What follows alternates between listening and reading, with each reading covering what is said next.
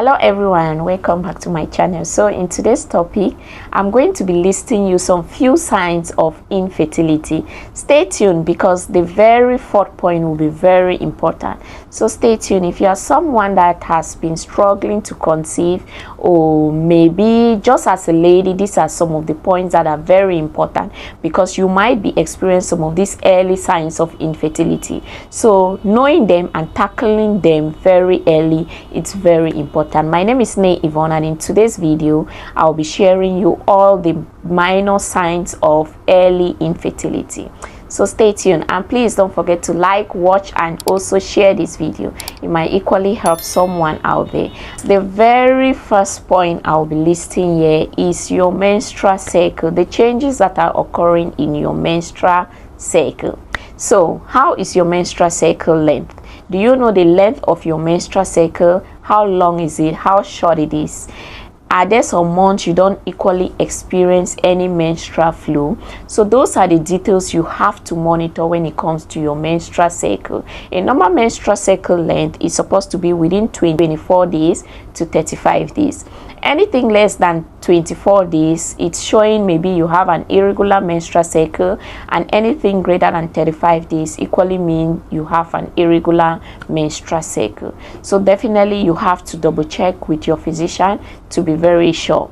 So if you are someone who is having a regular menstrual cycle length, and of a sudden you start having this irregular menstrual cycle, like 1 month you have maybe a 28 days menstrual cycle, the next month maybe you have a 35 days, the next month maybe you have just a 12 days menstrual cycle, and maybe for another month no menstrual cycle, maybe for 1 or 2 3 months you don't even see your menstrual cycle, those could be signs of early infertility.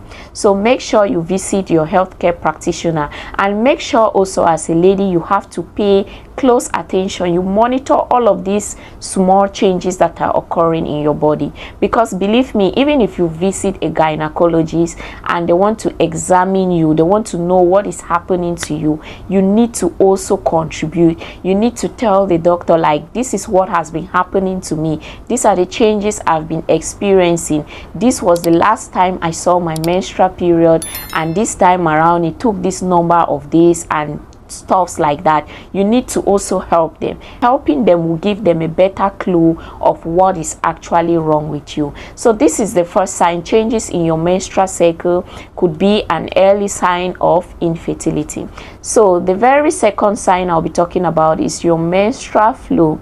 Yes, your menstrual flow says a lot about infertility. So how long is your menstrual flow? A normal menstrual flow should be within an interval of 2 days, and it should not be more than 7 days. So you have to monitor the length of your menstrual flow. Many individuals, they will have theirs maybe within 4 to 5 days, and most at times at most 6. So how long is your menstrual flow? How short is your menstrual flow? And how is it flowing? What is the quantity? Is it too small? Is it flowing too much? Is the scent so offensive? Is it the normal scent you have always been having all the time? Those are the things you have to pay close attention to. Yes, normally the menstrual flow should not be less than 2 days, and usually it should not be more than 7 days. And normally the flow it's always having this kind of ionic kind of smell. So if yours is having a very strong offensive smell, it could be maybe some sexually transmitted infection, or maybe something else. So that is why it's always good to consult with your doctor as soon as possible. And usually the flow is not usually too high, so it should be in such a way that if you put on a pad, it should not be too wet within an interval of 30 to 1 hour. So that's how you monitor your flow. And also the flow should not be too light, like you put on a pad the whole day, it has not gotten wet yet. So those are the minor things you have to monitor. And the third point I'll be talking about, it's your ovulation. Are you ovulating? If you are not ovulating, definitely it could be an early sign of infertility. Yes, so how do you determine your ovulation? Ovulation is usually occurring within the middle of your menstrual cycle. So let me take for example, if you're having a 28 days menstrual cycle, definitely you will be ovulating around day 14. Yes, you heard me. So around day 14, 15, or before 14, let me say for example 12, 13, 14, 15, you should be expecting your ovulation to occur within those days. And how will you know ovulation is actually occurring? For some people, they tend to produce this fertile cervical mucus. So if you are producing this fertile cervical mucus, that is a good sign you are very fertile. But if you are not even producing any cervical mucus, you can't notice any change within those days in your body. Maybe your temperature is not a little bit up, nothing is happening, you feel just as normal like before. It could be an early sign of infertility. But the major sign many people are always experiencing, it's the fertile cervical mucus. And many people get confused at times when it comes to the kind of texture of cervical mucus they are supposed to produce when they are ovulating. At the beginning of your menstrual cycle, the kind of cervical mucus you'll be producing will be very dry. If for example, if you clean your hands and you insert it in your vagina, you will discover that when you pull it out, the kind of cervical mucus you are going to see will be kind of too dry. It's tacky. When you try to make like this, it's very tacky. It's not slippery, it's not wet, and also it's not stretchy. So that is an example that kind of cervical mucus, it's not fertile. So but around the middle of your menstrual cycle, that is around your ovulation period, the kind of cervical mucus you'll be producing will be like the egg white of an egg. Like when you crack an egg, the egg white within, you find that the texture of it is very slippery, it's very stretchy, it's very damp, it's also very moist. That is an indication that you are producing a fertile cervical mucus. And if you are producing that kind of cervical mucus, definitely you are fertile. So that is it.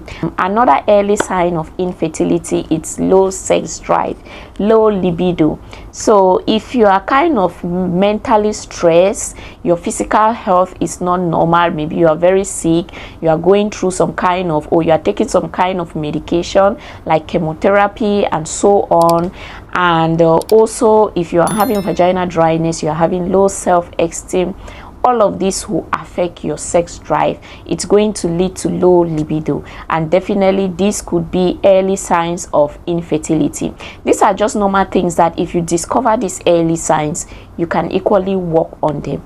The next point I'll be talking about is hormonal imbalance. Yes, hormonal imbalance plays a high influence when it comes to fertility.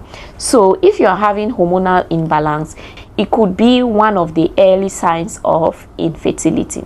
So take note, hormonal imbalance could be as a result of medications like contraceptive pills. When you are taking them, it might affect your hormones in your body. Another sign could be stress. When you are very stressed, it could also affect your hormone level. Another factor could be maybe rapid weight gain, rapid weight loss, or when you are going through, or when you are doing a lot of strenuous exercise, that could equally affect your hormonal level. Another one that can affect your hormonal level could be maybe you are very sick, you are going through a tough time, stuff like that. So it could also be psychological. So all of that can affect your hormonal level. So if you are experiencing any of these early signs of infertility, kindly reach out with your doctor. Or if you are someone that you have been struggling to conceive, or you have been trying for a very long period of time, definitely you should visit your doctor as soon as possible. So another factor is pelvic pain. Pelvic pain could be as a result of maybe sexually transmitted infection, maybe gonorrhea, chlamydia, syphilis. All of this might lead to pelvic inflammatory infections also, so which might lead to pelvic pain. So having some of this kind of sign, or if you're feeling pain, fibroid itself, endometriosis, all of these things can lead to pelvic pain, which can equally lead to infertility. So if you are having pain during sexual intercourse, or maybe if you have some sexually transmitted infection, make sure you treat it completely, because if not treated completely, they might equally lead to infertility. So if you are experiencing any of these type of things, pain during sexual intercourse, maybe you have sexually transmitted infection, or maybe if you have fibroid, or maybe if you have ovarian cyst, heavy bleeding, all of that could be an early sign of infertility. And remember, for a lady, the older you get, you are also approaching menopause. So once you are about approaching menopause, your fertility is also decreased. So those are some of the factors. So if you have been struggling to conceive, kindly visit a doctor and get some consultation and see what is wrong with you. So stay tuned. If you have been watching this video without liking, without sharing, what are you waiting for? Kindly give a thumb up, subscribe, and don't forget to share this video with others so they can also benefit from these lovely ideas. Stay tuned, and I love you all. Ciao.